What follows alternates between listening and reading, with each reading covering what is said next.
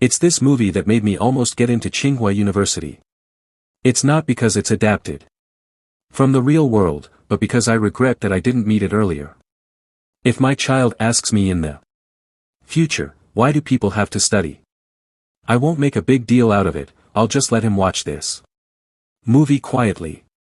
This is also the most real resonance in the heart of countless netizens after watching it. The story takes place in a small country called Malawi in Africa. The special geographical location seems to be a joke made by God. The weather here is only two extremes. Either it's a rainstorm that lasts for several months, or it's a scorching sun for half a year. In order to survive in the drought, his father has been working tirelessly in the field for 2 days and 2 nights. When he couldn't wait any longer, his son William came over with an old radio and a fan. His father was confused, and William didn't say much. He just put the fan in the soil and removed the battery of the radio. What was surprising was that the old radio actually transmitted a clear radio signal. Faced with his father's confusion, William explained that if he didn't have the old radio, he wouldn't have been able to survive in the drought. William was excited to draw a blueprint.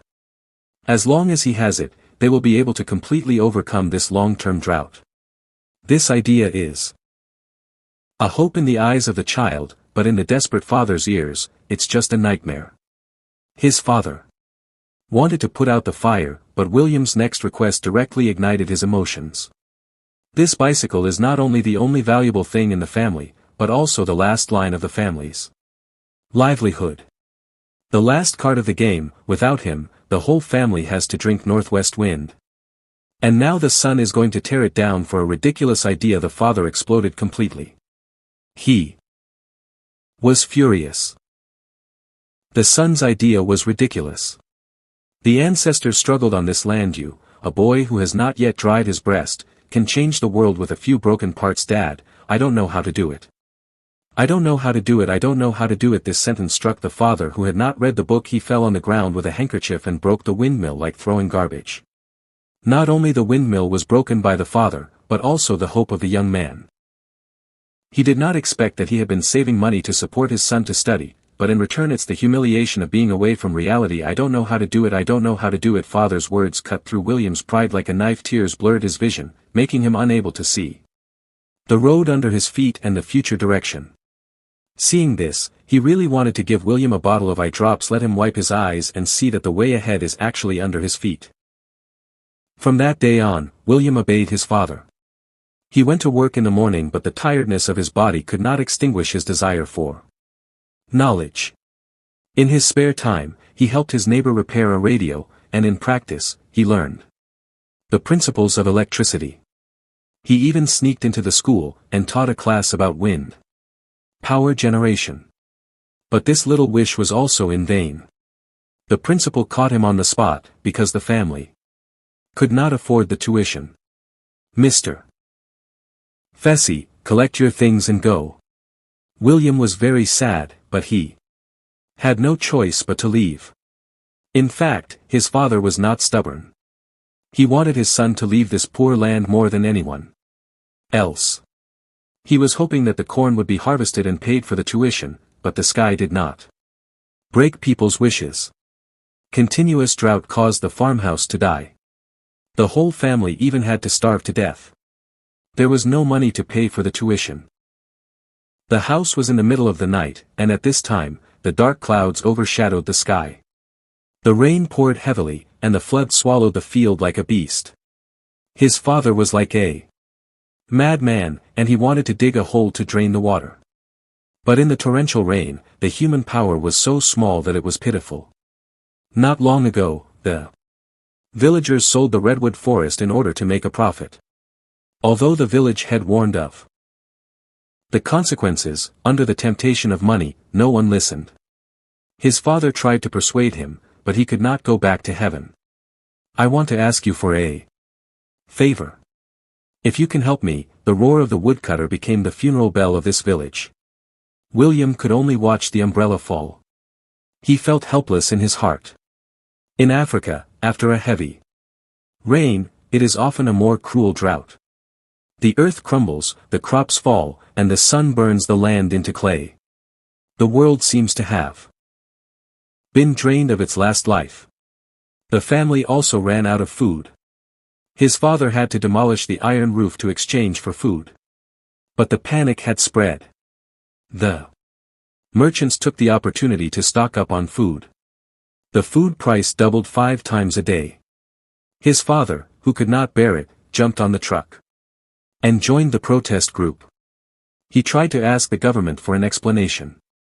As soon as his father left, the government's food truck drove into the village. The crowd was out of control.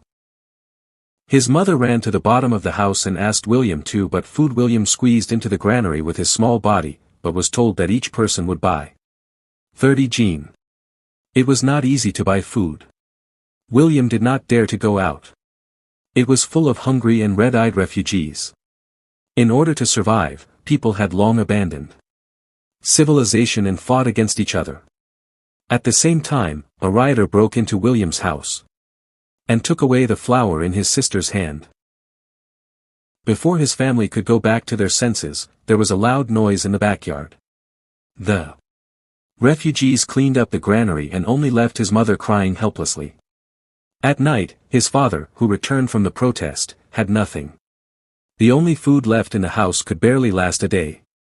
When the whole family was arguing about which meal to eat, his sister rushed out angrily. She hated her father for stubbornly protesting that if he was at home, the food would not be robbed. His mother suddenly slapped her daughter. She certainly knew that her daughter was right, but she understood her husband's helplessness even more. In this remote house, his father was using a clumsy way to maintain dignity. His mother's slap was not right or wrong, but in order to maintain the final cohesion of the family. Hearing all this, his father was heartbroken, seeing that the family was falling apart, and the children were starving. His father could only rub his head on the dry land. As if this could relieve his inner guilt, he, who never believed in ghosts, also began to pray with everyone. The drought was getting worse and worse. Malawi was immersed in the panic of famine. As long as it didn't rain, this land would be a dead land. Everyone was waiting for death, or waiting for a miracle.